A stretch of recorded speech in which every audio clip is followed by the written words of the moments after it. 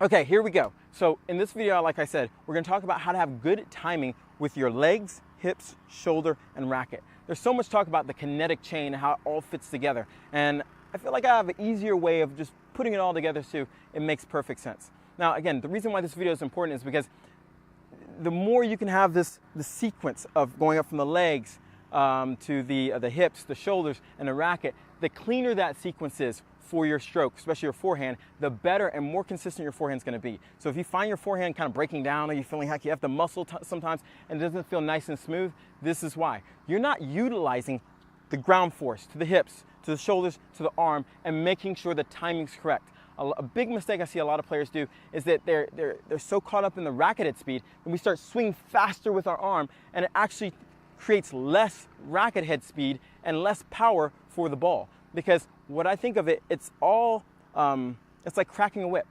You have this one little motion at the end of the whip, and once you crack it, it sends a wave to the end of the whip, which cracks, poof, okay? You're doing the exact same thing with your body. The crack of the whip happens when you start pushing against the ground. And once you understand what we're gonna go through to figure that out for you, then you're gonna be able to do it all the time. An easy way of thinking about this is I think of putting tubes through your body. Doesn't make sense right now, but it will in a second. So if I'm standing like this, I have three locations where I would put a tube in, and you'd really understand what the contact needs to be like. So the first place would be my hips. So I take my racket a lot of times, and imagine putting a tube, or even just leaving your racket right here. See how the racket's nice and flush with my hips? This represents how my hips are turning, okay? So as I turn and coil my hips, the same thing's gonna happen with my racket. The second tube would be through my shoulders, okay? So this means that as I turn my shoulders, same thing's gonna happen with the racket.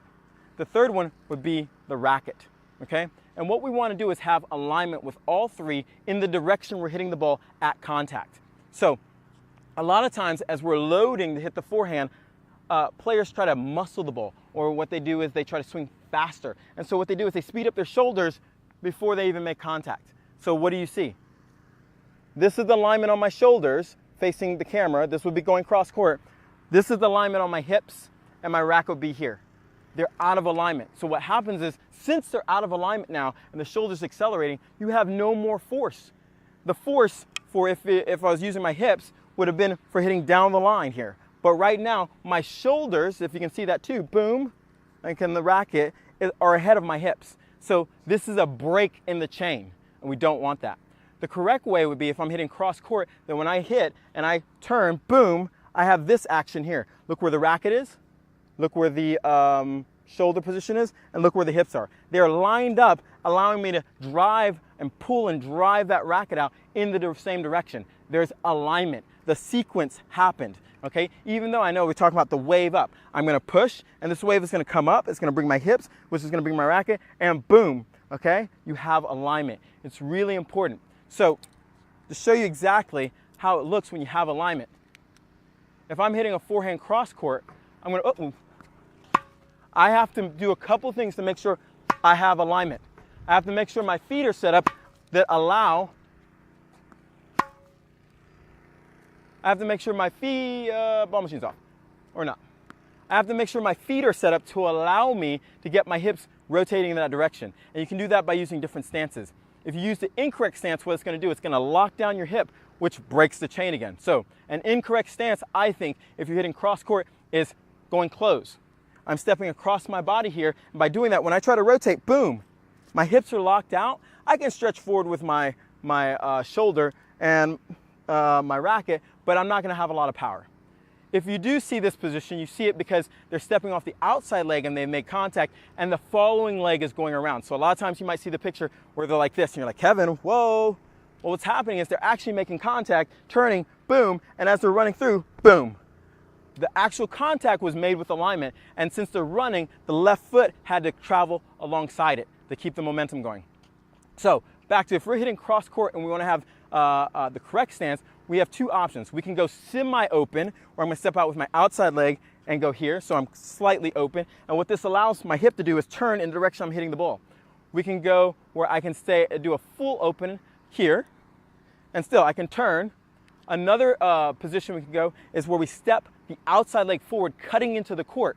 which is recommended, especially if you're going to hit a cross court. It makes it a lot easier, and it creates coil without you really having to try that hard. So if I'm cutting inside the court here, I can cut inside the court, and look how my hips are coiled, and it sets me up to making that great contact with good alignment. Racket, shoulder, and hips.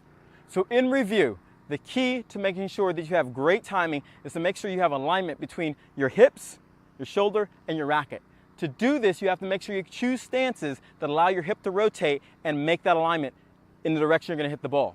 A bad stance to do this, especially if you're running out wide, is any stance that's going to lock your hips out, preventing your hips to rotate. Once you do that, you're going to be arming the ball. Now, I will say, sometimes your opponent might put you in a position where they get you off balance and you don't have the ability to get great timing. You're just getting the ball back. That's not what I'm talking about.